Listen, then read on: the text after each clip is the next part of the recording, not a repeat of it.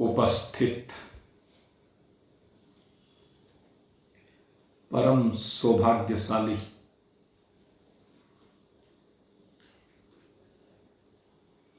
स्वरूप पथगामी जिज्ञासुवृत्त, पिछले कुछ समय से इस पवित्र विचार सागर ग्रंथ का निरंतर स्वाध्याय चल रहा है और इस स्वाध्याय के चलते हुए एक बात गुरु के द्वारा शिष्य को उसके स्वरूप के संदर्भ में बताई गई कि तेरा जो स्वरूप है वह आनंद स्वरूप है। शिष्य ने कहा कि ठीक है प्रभु, मेरा स्वरूप आनंद स्वरूप है, इसमें कोई शंका नहीं है, लेकिन एक शंका मुझे दुखों के कारणों को लेकर के होती है। जन्म को लेकर कहा गया कि जन्म दुखदाई है, मृत्यु को लेकर कहा गया कि मृत्यु दुखदाई है, बुढ़ापे को लेकर कहा गया कि दुखदाई है। ये सब चीजें कही। जब मेरा स्वरूप आनंद स्वरूप है तो फिर मेरे स्वरूप में ये जन्म मरण आदिक दुख कैसे, कहां से आए, कैसे इनकी कल्पना हुई और कैसे इनकी निवृत्ति होती है। तो गुरुदेव शुभ संतति के पुत्रों को समझा रहे हैं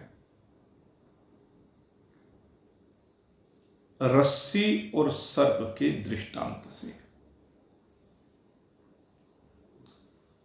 आज मैं एक विषय को थोड़ा सा स्पष्ट करके चलूं क्योंकि ये दृष्टांत है और आगे इस दृष्टांत को दार्ष्टान्तिक में घटाना है, अर्थात विषय को समझाना है, अपने जीवन के साथ जोड़ करके इस दृष्टांत को, इसके माध्यम से हमें अपने स्वरूप को और स्वरूप में कल्पित जन्म मरण आदि को समझना है।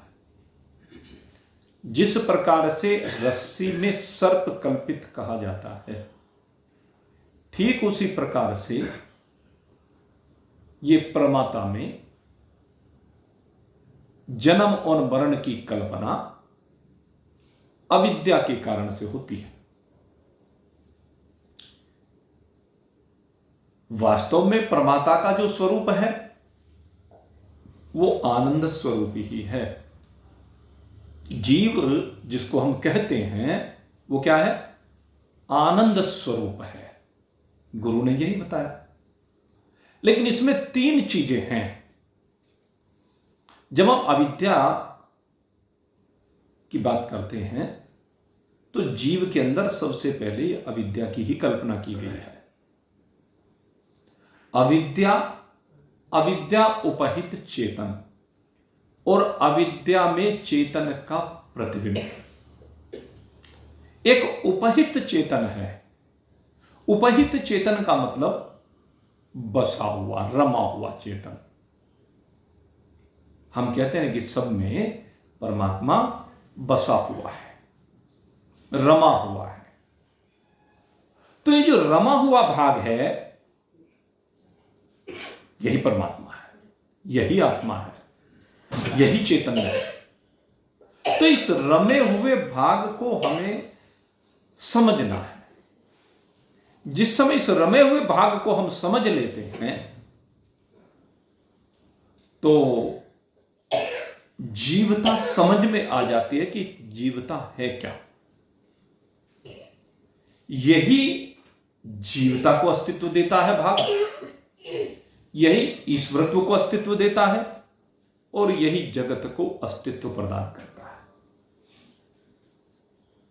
तो इस उपहित को समझना, उपहित को आप इस रूप में समझ सकते हैं। ये अंगूठी आप देख रहे हैं, अब इस अंगूठी को आप देखें तो इस अंगूठी को देखने के बाद एक बात हर व्यक्ति जान जाता है, समझ जाता है कि इस अंगूठी के कण कण में सोना है। इस बात से कोई अनभिज्ञ है क्या? देख ये अंगूठी रही है क्योंकि इसका एक नाम बन गया, इसका एक रूप बन गया। ये नाम और रूप की जो कल्पना हुई है यही अविद्या है। और इस नाम और रूप के अंदर जो समाया हुआ है वो चैतन्य है। और इसमें कुछ करने की जो शक्ति प्रदान करता है,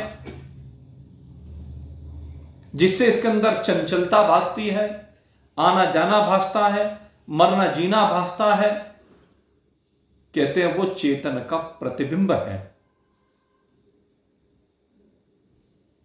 जीव को लेकर देखें, अंगूठी के उदाहरण से बात शायद समझ में ना आए, इससे जड़ तत्वों की तो बात समझ में आ सकती है। लेकिन अगर चैतन्य की हम बात करेंगे तो चैतन्य में और इसमें थोड़ा सा फर्क है, जीव में और इसमें थोड़ा सा फर्क है। ये जगत का भाग है, इसमें अविद्या तम प्रधान है। और जब तम प्रधान अविद्या होती है किसी भी पदार्थ में तो वहां पर जड़ता आ जाती है। उसमें बदलाव तो दिखता है, परिवर्तन तो दिखता है, लेकिन वो इतना क्षणिक परिवर्तन होता है कि उसे हमारी आंखें पकड़ नहीं पाती। सोने में होने वाले परिवर्तन को, लोहे में होने वाले परिवर्तन को, मिट्टी में होने वाले परिवर्तन को, पत्थर में होने वाले परिवर्तन को, वो इतना सूक्ष्म होता है कि आंखें पकड़ नहीं पाती है। यही तमोगुण की विशेषता है। इसलिए जब हमने रस्सी उपहित चेतन की बात की, रस्सी में सांप की कल्पना की बात की, तो वहां रस्सी में भी तीनों चीजें हैं। और वहां पर आपको ध्यान होगा, हमने आपको बताया कि वहां पर जो अविद्या है वो तमोगुण प्रधान है। और तमोगुण प्रधान अविद्या सर्प का आभास करा रही है। वो तमोगुणता, वो अंधकार, वो नासमझी, वो भूल रस्सी की। क्योंकि दो चीजें हैं, एक रस्सी है विषय वस्तु, और एक जीव है परमात्मा, जहां से वृत्ति निकल करके आई, जिसके अंतःकरण से वृत्ति निकल करके आई। दो चीजें हैं। ज्ञान सामने वाले पदार्थ का करना है, सामने वाली वस्तु का करना है, उसका विषय का करना है। और करना किसको है? वृत्ति के माध्यम से जीव को करना है, परमात्मा को करना है। ज्ञान उसको होता है, लेकिन उसमें प्रमाण की आवश्यकता होती है। तो प्रमाण नेत्र माध्यम बनता है। वृत्ति नेत्र के माध्यम से निकलती है, वस्तु तक जाती है, तदाकार होती है उसके आवरण को भंग करके। जब विषय के आवरण को भंग कर देती है, वस्तु के आवरण के को भंग करना, आवरण को भंग करने का मतलब क्या है? आप सबके सामने मैंने ये रखा, तो इस तक सबकी आंखों के माध्यम से निकल करके एकदम वृत्ति गई। अब वृत्ति जाने पर यह जरूरी नहीं है कि मैं जब यहां से आपको दिखा रहा हूं सब इसके स्वरूप को ठीक ठीक निश्चित कर पाए कि ये क्या है। हर व्यक्ति इसके स्वरूप को ठीक ठीक निश्चित नहीं कर पाता, इसके ये नहीं समझ पाता कि ये है। तो जिन्होंने समझ लिया उनकी वृत्ति ने आवरण को भंग कर दिया, और जिन्होंने नहीं समझा उनके अंतःकरण की जो वृत्ति है वो इसके आवरण को भंग नहीं कर पाई, और आवरण को भंग ना करने के कारण से इसके जैसे किसी दूसरे रूप की कल्पना हो गई। और वो दूसरे रूप की कल्पना के कारण ही रस्सी में सांप भासने लगा। है तो रस्सी, सांप भासने लगा। तो दोनों चीजों को हमें समझना होगा, एक रस्सी को समझना होगा और एक जीव को समझना होगा। जब हम रस्सी की बात करते हैं, रस्सी से तात्पर्य सारे संसार के जितने भी जड़ पदार्थ हैं, संसार में जितने भी पदार्थ आप जिनमें रोज रमे रहते हैं, जिनके माध्यम से रोज व्यवहार करते हैं, जो रोज आप उपयोग में लाते हैं या जिनका आप दुरुपयोग करते हैं, वो सब चीजें जो आपकी रोजमर्रा की जिंदगी से संबंधित है, ये सब रस्सी के समान है। उसे रस्सी कहो या अन्य पदार्थ कहो, रस्सी का यहां उदाहरण दे दिया। उनके भी तो सही स्वरूप को हम नहीं समझ पाते, उनमें भी हमें भ्रांतियां हो जाती हैं, और भ्रांतियां होने के कारण से ही उल्टी समझ बनती है। किसी भी पदार्थ को देखा, एक नशीले पदार्थ को देखा, और नशीले पदार्थ के बारे में जानकारी ना होने के कारण से उस व्यक्ति ने उस नशे के पदार्थ को पी लिया, खा लिया, उसको ग्रहण करा किसी भी रूप में। परिणाम क्या हुआ? उस नशीले पदार्थ के सेवन से उसकी बुद्धि के ऊपर एक अंधेरा छा गया। उसकी बुद्धि ने काम करना बंद कर दिया, कुछ समय के लिए, सदा सदा के लिए नहीं, 1 घंटे के लिए, 2 घंटे के लिए, 4 घंटे के लिए, 6 घंटे के लिए। उस समय उसके संकल्प समाप्त प्राय से हो गए। जो अंतःकरण के माध्यम से संकल्प विकल्प हुआ करते थे, उसके अंदर इतनी शक्ति नहीं रहेगी, वो संकल्प विकल्प निकले, वो अचेतता की ओर चला गया। यही तो होता है। तो ऐसे ही सही समझ ना होने से ऐसा हुआ। अगर उसको सही समझ ये हो कि भाई ये शरीर में जाएगी, शरीर को क्षति पहुंचाएगी, मस्तिष्क को क्षति पहुंचाएगी, मस्तिष्क को भ्रमित करेगी, जिसके कारण से बुद्धि, अंतःकरण, मन ठीक ठीक से काम नहीं करेंगे, ये होता है। और किसी ने देखा ये वस्तु, हाँ भाई बहुत उपयोगी है, सही है, इसका सेवन करने से शरीर को शक्ति मिलेगी, पुष्टि मिलेगी, आरोग्यता मिलेगी, तो उसको ग्रहण कर लिया, उसको सही समझे। तो बात है समझ की। अगर समझ सही हो गई तो जैसा है वैसा भासने लगा, और समझ सही नहीं हुई तो विपरीत भासने लगा। समझ सही हुई तो रस्सी में रस्सी भासने लगी, और समझ गलत हुई तो रस्सी में सांप भासने लगा, माला भासने लगी, डंडा भासने लगा, या अन्य कुछ भासने लगा। तो विभिन्न पदार्थों की यही स्थिति है। केवल रस्सी तक आप इसको सीमित ना रखें, इसको केवल रस्सी में मत घूमे। नहीं तो कई लोग कह रहे हैं जी ये तो बड़ा कैड़ा ज्ञान है, रस्सी सांप, रस्सी सांप, रस्सी सांप। ये शास्त्रकार मूर्ख नहीं है, ये शास्त्रकार बड़े ज्ञानी हैं, बड़े समझदार हैं, बड़े अनुभव हैं इनके, और ये अनुभव उन्हें भगवान से मिले हैं। भगवान ने कहा कि एक बंधन रस्सी का होता है और एक बंधन सर्प का होता है।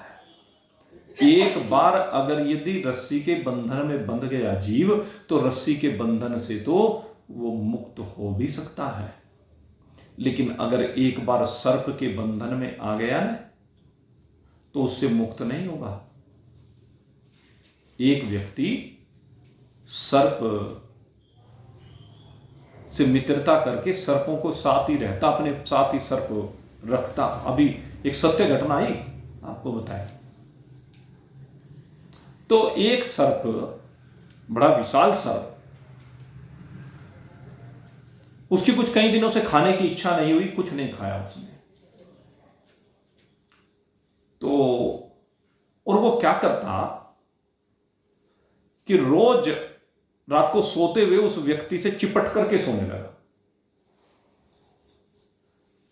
वो डॉक्टर के पास गया, सर्प के डॉक्टर होते हैं, इनके भी डॉक्टर हैं।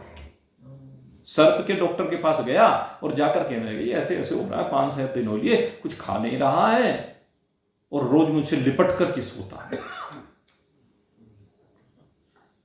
अब वो तो उससे खेला करता था रोज, इसलिए उसे कोई भय तो है नहीं, उसके मन में भय नहीं है सर्प का। लेकिन उस डॉक्टर ने, वो चिकित्सक था, वो जानता था। कहने लगे तू जानता है क्यों सर्प तेरे से लिपट करके सोता है? कहने लगी समझ में नहीं आया। कहने लगे ये भूखा है, जान के नहीं खा रहा है, और ये तुझे खाने की प्लानिंग कर रहा है, अपनी कैपेसिटी देख रहा है कि ये मेरे बंधन में किस दिन पूरी तरह से आ सकता है, और जैसे ये मेरे बंधन में जकड़ा जाएगा मैं इसको खा जाऊंगा। ये बिल्कुल लेटेस्ट सत्य घटना। तो भाई सर्प का काम क्या है? खाने का है। इसलिए हमारे जो शास्त्रज्ञ हैं उन्होंने सर्प का उदाहरण दिया। और ये सर्प कौन है? इसे आप यमराज रूपी सर्प कहें, मृत्यु रूपी सर्प कहें। यहां उसने जन्म और मरण के दुख की बात की है, तो मृत्यु रूपी सर्प है। यह ज्ञान ऐसे नहीं समझाया जा रहा है। हर एक की खोपड़ी यहां तक काम नहीं करती, यह बात सही है। लेकिन भाई इस ज्ञान को थोड़ा सा धीरे धीरे जब ग्रहण करोगे तभी संशय दूर होंगे, तभी समझ बनेगी। नहीं तो भाई इस संसार में आकर भी आपको दृष्टि नहीं मिलेगी। इस संसार में आकर भी आप अंधे ही रह जाएंगे। सूरदास जी, हम कहते हैं कि वो अंधे थे। नहीं भाई, वो अंधे नहीं थे, अंधे तो हम हैं। जो संसार में इधर उधर देखता फिरता है, सारी जिंदगी इधर उधर संसार में रमा रहता है, संसार के भोगों में लगा रहता है, वो अंधा है। और वो कहते हैं कि मैं इसी काम में अब तक लगा रहा, इसलिए मैं अंधा। लेकिन अब दृष्टि मिली है। और दृष्टि कैसी मिली है? कहने लगे जब मुझे परमात्मा मिल गया तो अब मेरा किसी और वस्तु को देखने का मन ही नहीं रहा, या जो परमात्मा मिल गया तो मुझे सब वस्तुओं में फिर परमात्मा ही देखने लगा। तो सूरदास जी की यह दृष्टि हमें बताती है कि तुम तब तक अंधे हो जब तक तुम्हारी दृष्टि जगत में है, संसार में है। और एक बात बता दूं, संसार का जितना अधिक संग्रह करोगे ना उतने ही फंसते चले जाओगे। इस सर्प यही है। इस संसार को जितना अधिक इकट्ठा करोगे उतने बंधते चले जाओगे। ये सब नाग हैं। नागों के पिंजरे में आप बंद हो रहे हैं। जो अत्यधिक संग्रही हैं, काम चलाओ करते रहे, ठीक है। जितने वस्त्र पहनने के लिए आवश्यक हैं अपनी अपनी परिस्थिति के अनुसार बस उतने वस्त्र रखो। उससे ज्यादा क्यों रखते हो? अगर उससे ज्यादा रख रहे हो तो दूसरे के अधिकार का हनन कर रहे हैं। इस बात को समझिए। जितने वस्त्र आपके पास फालतू हैं, वे फालतू हैं आपके पास, आप उपयोग में नहीं लाए, तो किस लिए रख रखे हो उनको? उनको दान करो, किसी के काम आएंगे। संसार में जो भी सामान आपने एक्स्ट्रा इकट्ठा कर रखा है उनको दूसरे के उपयोग के लिए, महान पुरुष यही करते हैं। अगर उन्होंने आश्रम बनाया है तो दूसरे के उपयोग के लिए बनाया है। उनके पास धन आ गया कहीं से, भक्तों ने दे दिया, तो क्या किया? आश्रम बना दिया। किसके लिए है वो आश्रम? कहते हैं भक्त आए, वहां पर रहें, वहां पर सत्संग भवन बना दिया। तो सत्संग भवन किसके लिए है? सत्संग भवन जो उसने बनाया उसका प्रयोजन क्या है? कि वहां बैठ करके भगवत चर्चा सुनने के लिए भक्त आएंगे, वे सुनेंगे, उनका कल्याण होगा। वहां पर अन्य क्षेत्र चल रहा है तो अन्य क्षेत्र में क्या है कि दूसरे के लिए कुछ करने की इच्छा,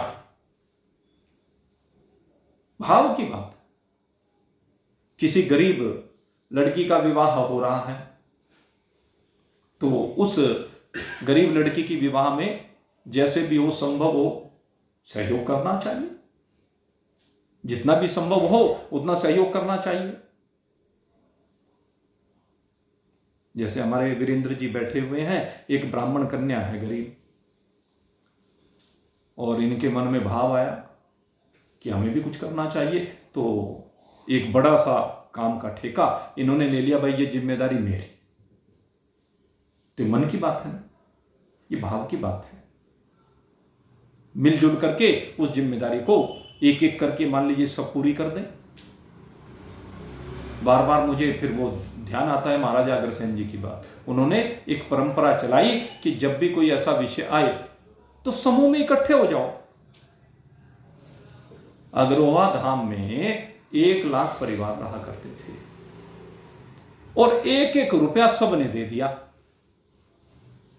चिंतन करें, 1-1 रुपया, 1-1 रुपया देने मात्र से वो 1 लाख हो गए। बूंद बूंद से सागर बन गया।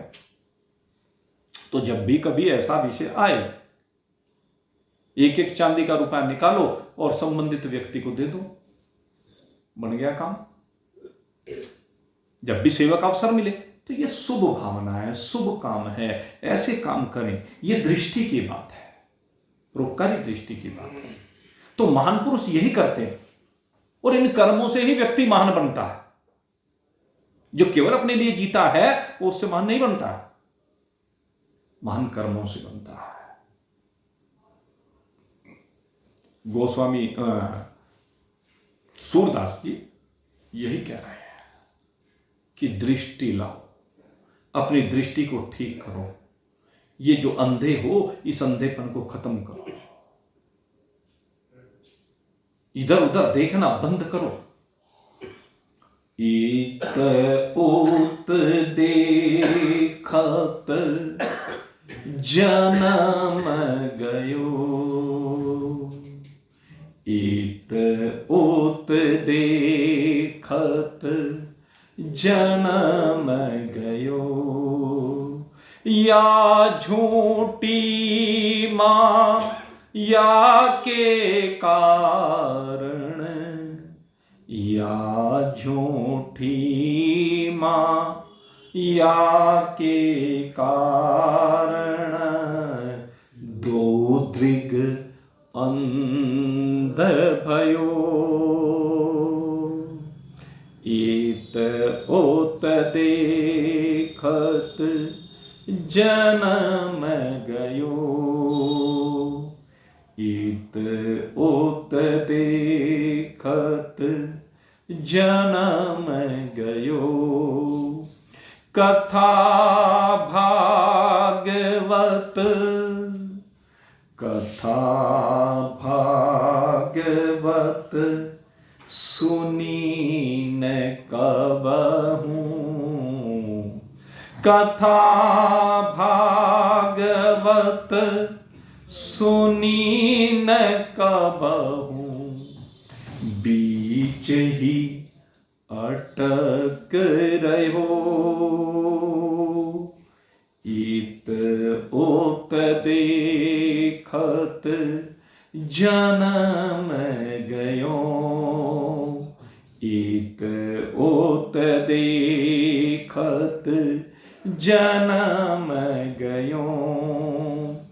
जन्म कष्ट से मात दुखित भई, जन्म कष्ट ते मात दुखित भई।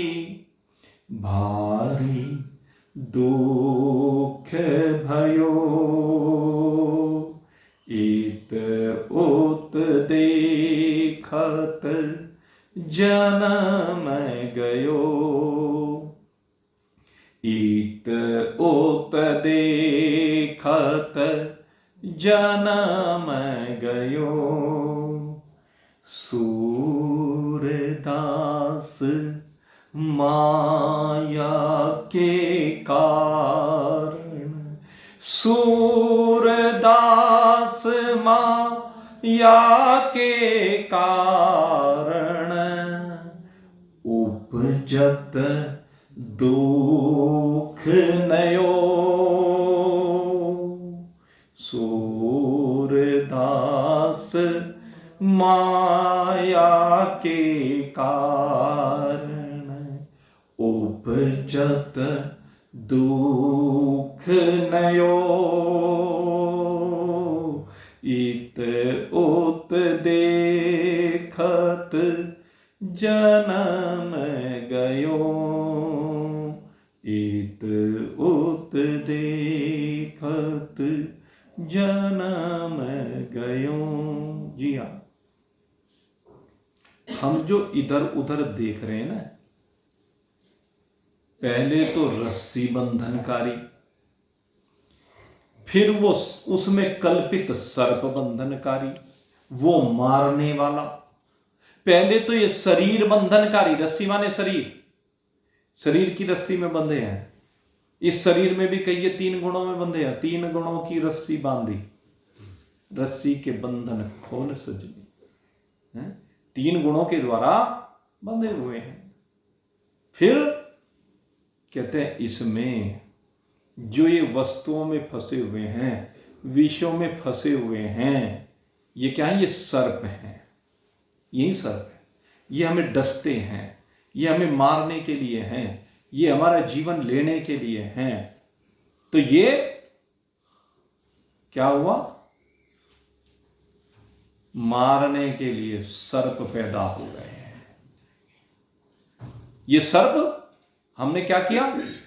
कल्पना से पैदा कर दिए, या कह लो ममता से पैदा कर दिए, मोह से पैदा कर दिए, लोभ से पैदा कर दिए।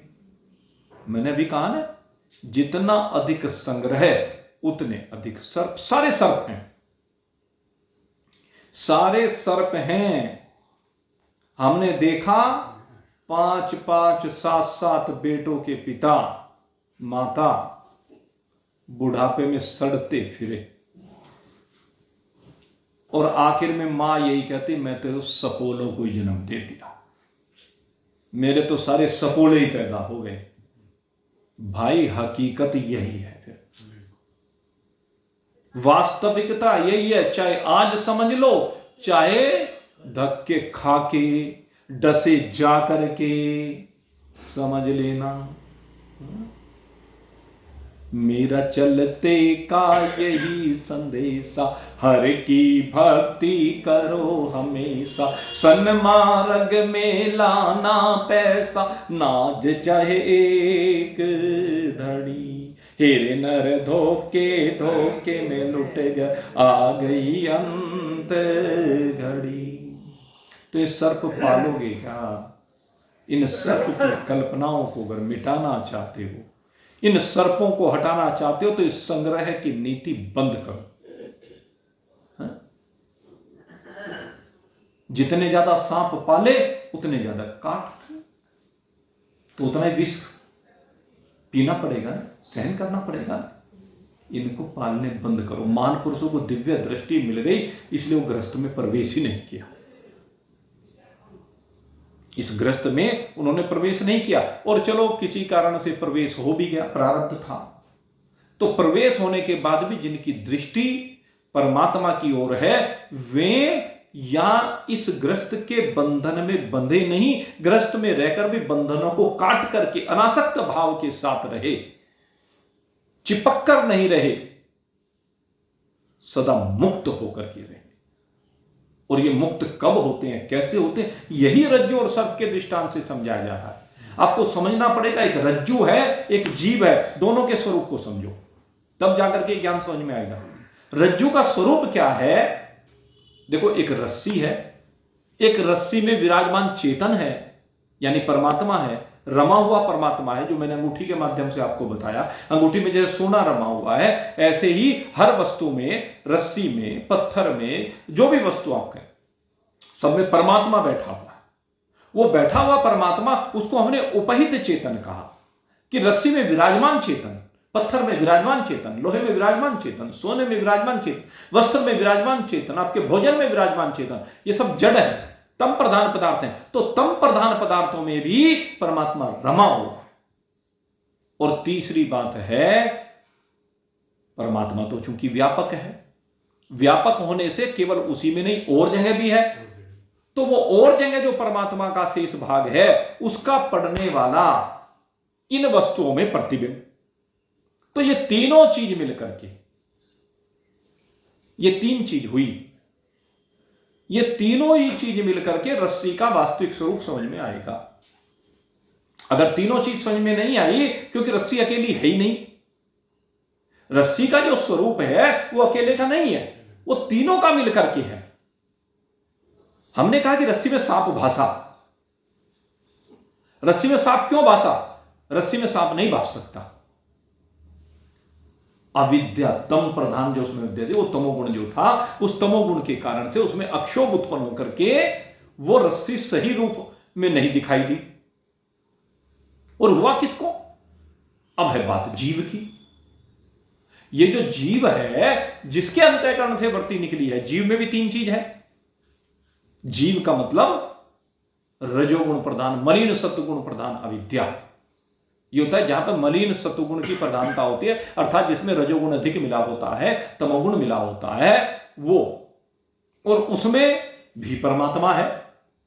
तो उस सतोगुण, मलिन सतोगुण उपहित चेतन, उसमें बसा हुआ चेतन, उसमें बसा हुआ परमात्मा, जिसको हम आत्मा कहते हैं।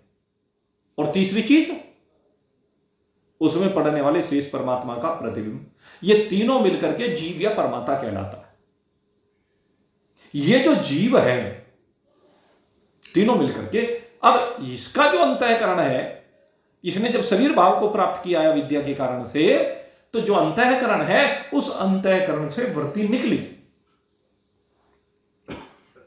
वृत्ति क्यों निकलती है? सामने वस्तु जब दिखती है, कोई भी वस्तु का आकर्षण बनता है, उसको देखने के लिए एक मन में भावना बनती है, उस भावना के कारण से वृत्ति निकलती है, और वो वृत्ति निकल करके वस्तु तक गई, और ज्ञान उसको रस्सी की जगह सर्प का हो गया। इसको हमने भ्रांति कहा, भ्रम कहा, अध्यास कहा, नासमझी कहा, भूल कहा, जो भी कहें, यही तो कहा। सांप का भ्रम होने लगा, डरने लगा। तो अगर देखा जाए तो ये किसको हो रहा है वास्तव में? अगर हम देखें जीव, जीव तो जड़ है। जीव से मतलब यहां पर जो मलिन सतोगुण है वो तो जड़ है, इसलिए उसमें कुछ नहीं होता। दूसरी चीज है उसमें पड़ने वाला, उसमें रहने वाला परमात्मा।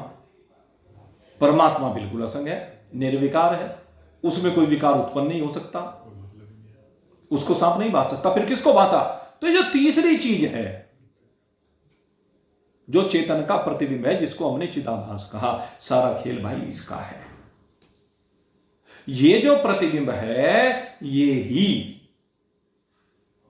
सही सही ज्ञान नहीं कर पाता है, और जब सही ज्ञान कर लेता है तो इसको बोध हो जाके मैं आत्मा हूं, और जब तक सही बोध नहीं होता तब तक मानता है कि मैं फलाना हूं, फलाना हूं, फलाना हूं। और जो चीज जो मानता रहता है उन्हीं में फंसा रहता है, उन्हीं में बंधा रहता है, उन्हीं से मरता रहता है, जीता रहता है। मोटा सा सवाल का जवाब ये है। लेकिन गहराई में जाने के लिए इन तत्वों को बहुत गहनता से समझना होता है।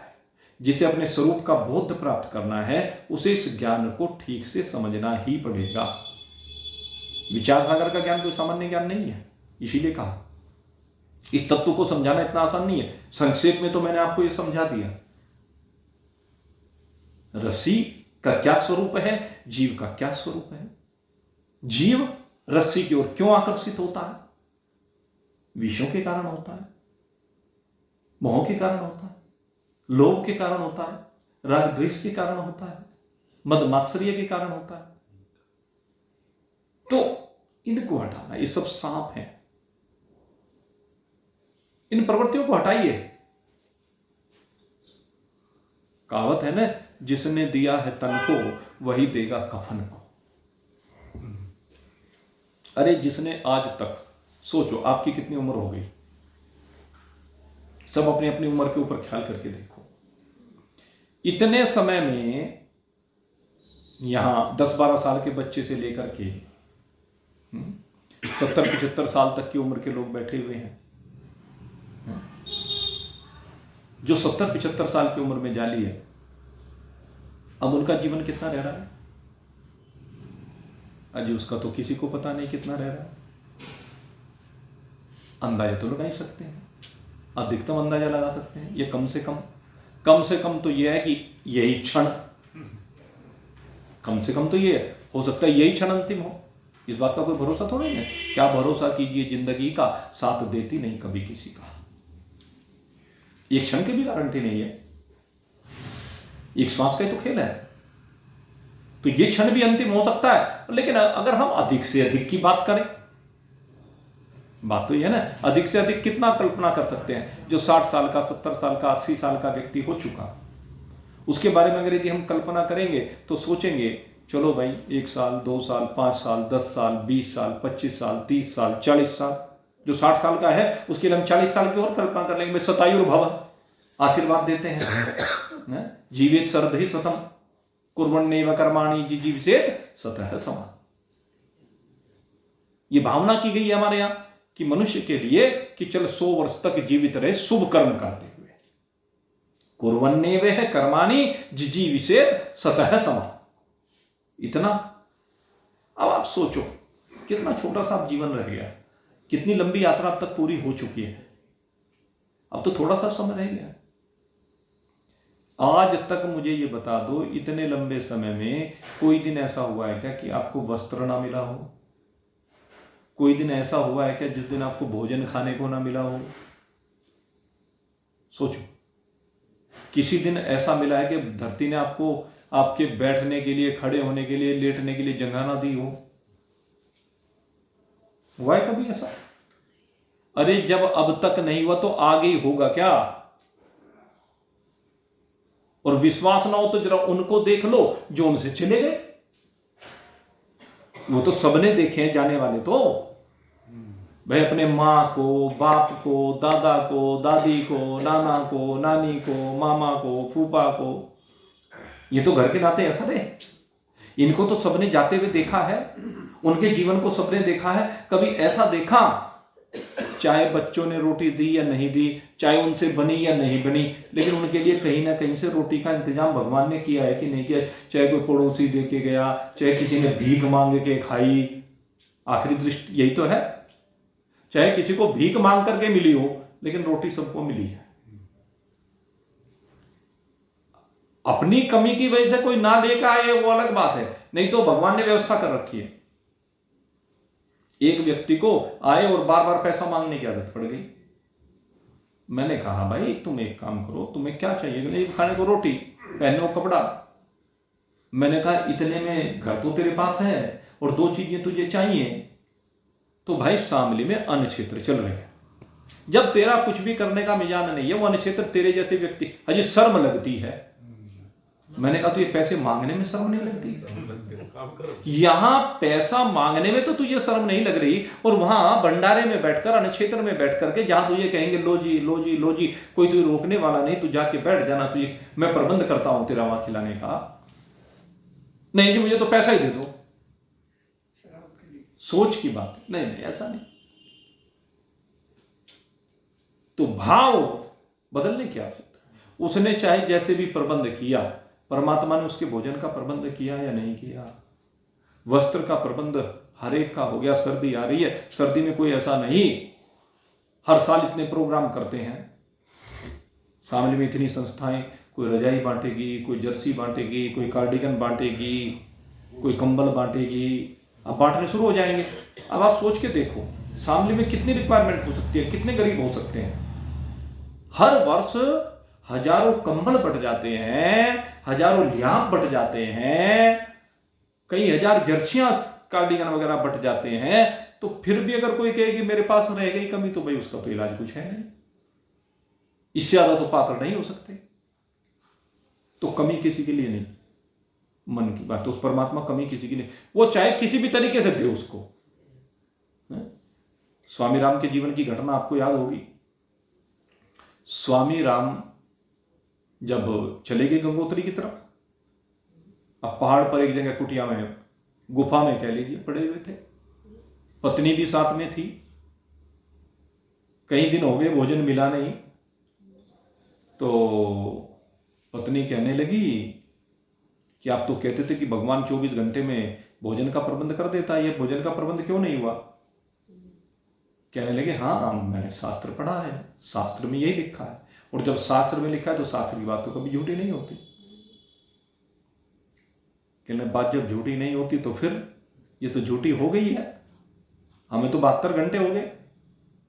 कहने लगे सच सच बता कि सचमुच में तूने भगवान के भरोसे अपने को छोड़ा कि नहीं छोड़ा? ये बता तेरे पास कुछ माया तो नहीं है? कहने लगे जी हाँ, कुछ पैसे रखे हुए थे और मैंने सोचा कि चलो चलते हुए ये पैसे तो साथ मिलेंगे, तो वक्त जरूरत काम में आ जाएंगे। कहने लगे इनको गंगा जी की धारा में फेंक। गंगा जी की धारा में उसको फेंके, और जब गंगा जी की धारा में फेंके उतने में स्वामी विशुद्धानंद जी काली कमली वाले आगे भोजन लेकर। कहने लगे देख, तो इसलिए मैं कहता हूं विश्वास करना सीखो, ये संग्रह की नीति खत्म करो कि कल क्या होगा। अरे जो आज हो रहा है वैसा ही कल होगा। तू अपने चित्त को भगवान में रमा, तू अपने चित्त को भगवान से प्रार्थना कर कि हे प्रभु मुझे मेरे स्वरूप का बोध कराओ। बार बार भगवान की पूजा अर्चना हम किस लिए करते हैं? भगवान की पूजा अर्चना करने का प्रयोजन ही यही है। भगवान आपको सुखी रखता है, भगवान आपकी सारी आवश्यकताएं पूरी करता है, लेकिन उसके साथ साथ भगवान से सबसे बड़ी बात है, भगवान से भगवान को मांग लो, अर्थात भगवान से भगवान का स्वरूप मांग लो। और भगवान का स्वरूप क्या है? आनंद। यही परमात्मा का स्वरूप है, यही सबका स्वरूप है। इस स्वरूप को ही जानना है, और इसी के लिए ज्ञान आपको कराया जा रहा है कि अंतःकरण से निकली हुई वृत्ति विषय तक जाती है, और जब विषय का भेदन नहीं कर पाती तो वो रस्सी की जगह सर्प दर्शा देती। और उसमें कारण क्या है? तो पहली बात कही कि जो रज्जु उपहित चेतन है उसमें जो तमोगुण प्रधान अविद्या का अंश है, एक तो उसका परिणाम है ये सर्प का भासना, और दूसरे कहा कि जो साक्षी चेतन में यानी वो जीव में जहां वहां जो अविद्या का सतोगुण है जिसके कारण से अंतःकरण की वृत्ति निकली है, वो वृत्ति से जो ज्ञान हुआ है, कि नहीं दो कारण है। और कहते हैं जो दोनों कारण हैं इनमें अवधि उपादानता। कहते हैं एक तो उपादान हुआ, इसका मतलब रस्सी, यहां पर रस्सी को उपादान कारण कहा। कहते रस्सी की उपादानता के कारण से वो सर्प दिखा, क्योंकि देखने में उसके जैसा ही लगता है। तो तमोगुण प्रधान अविद्या के कारण से उसके जैसा दिखने लगा, रस्सी के जैसा। लेकिन कहते हैं कि जो ये जीव में अविद्या है सत्वगुण प्रधान, इसके कारण से उसका स्वभाव पता चला विपरीत स्वभाव।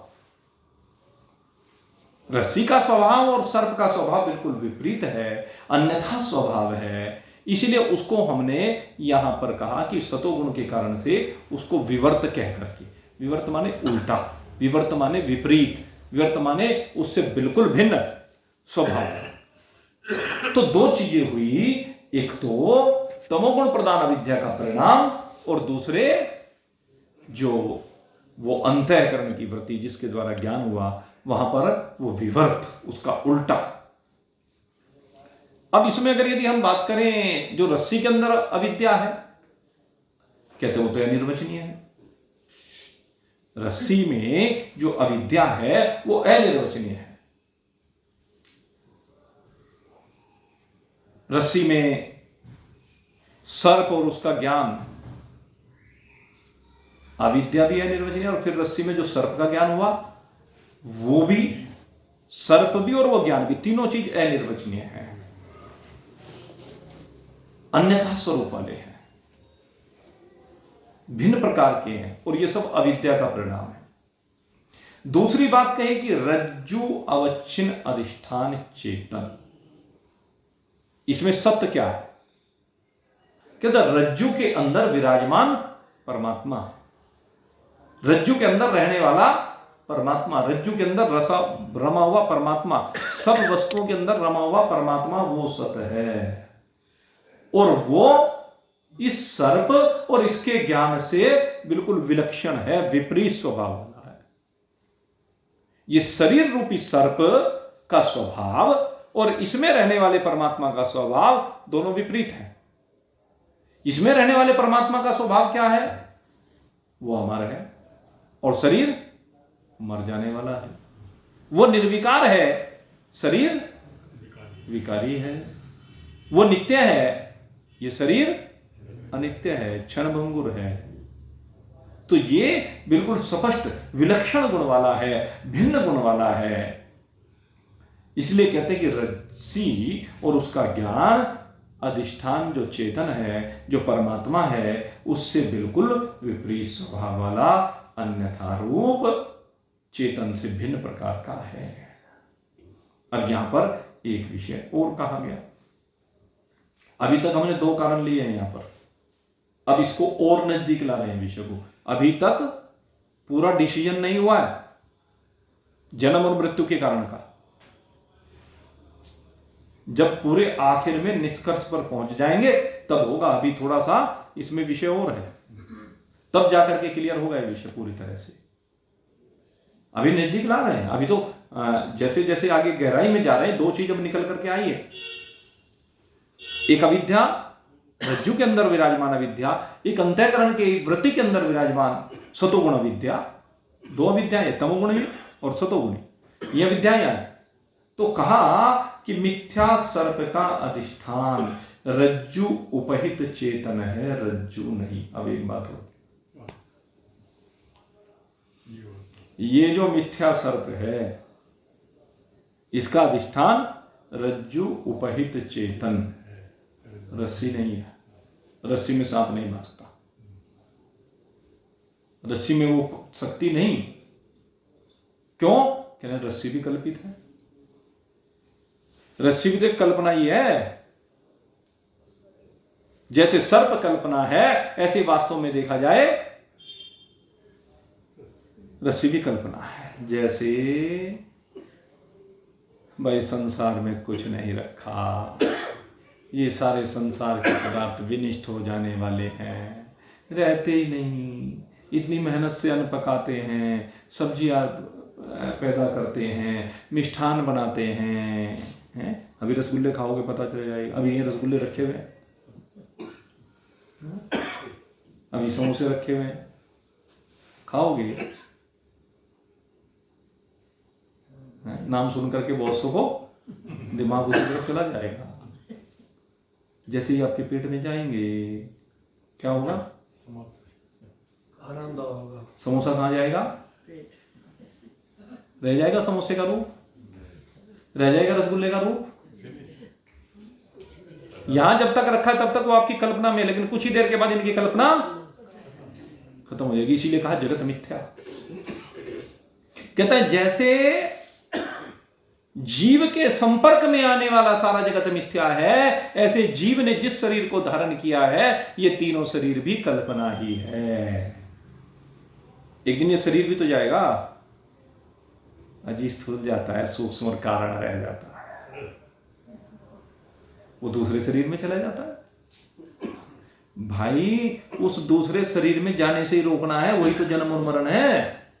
जब इस शरीर के अंदर से सूक्ष्म शरीर और कारण शरीर निकल करके अज्ञान के कारण, अविद्या के कारण कर्मों का भोग भोगने के लिए एक शरीर से दूसरे शरीर में चला जाता है, इसी को जन्म और मरण कहा जाता है। जिस शरीर को छोड़ा उसका मरण हो गया, जिस शरीर में गया उसका जन्म हो गया। तो दुख कहां मिटा? पहले मरने का कष्ट हुआ, फिर जन्मने का कष्ट होगा। सोचें, पहले मरने का कष्ट, फिर जन्मने का। तो दुख तो नहीं गया, जन्म और मरण के दुख का तो बात चल रही है। कब जाएगा? जब ये सूक्ष्म शरीर और कारण शरीर भी निवृत्त हो जाएगा। अगर सूक्ष्म और कारण शरीर निवृत्त हो गया तो फिर तो केवल एक परमात्मा रह गया। फिर कौन जाएगा और कौन आएगा? न फिर किसी के जाने की बात है, न किसी के आने की बात है। आना और जाना छुट्टी,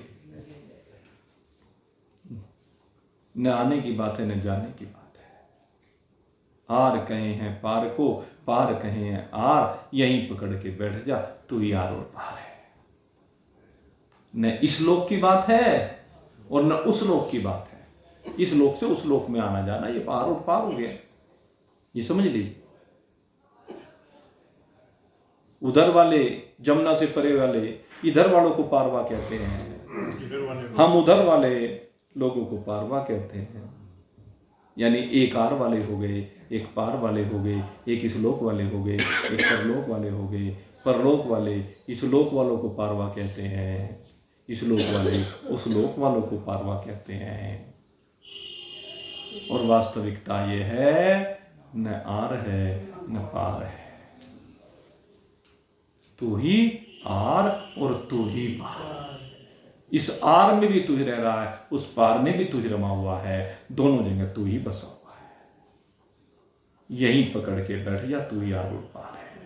अपनी इस वास्तविकता को हमें समझना है कि तू ही आर और पार है। तुझसे भिन्न कोई आर पार नहीं है।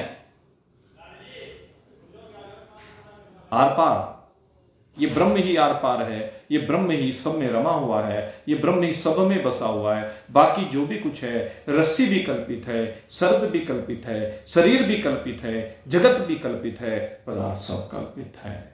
जिस समय इस कल्पना से बाहर आ जाएगा, उसी समय जन्म और मरण की सीमा से बाहर निकल जाएगा। तो इस बात को समझिए और समझ करके आनंद मनाइए। आज ये थोड़ा सा आपको विषय को और अधिक स्पष्ट किया, जिससे कि ये रज्जु और सर्प में ज्यादा उलझे ना रहो, उनका सही सही रूप आपकी समझ में आ जाए। इसलिए इसको और स्पष्ट करके आज बताने का प्रयास किया, और कल फिर आपकी सेवा में उपस्थित होंगे। आज तो अब यहीं पर विश्राम देंगे। बोलिए सच्चिदानंद भगवान।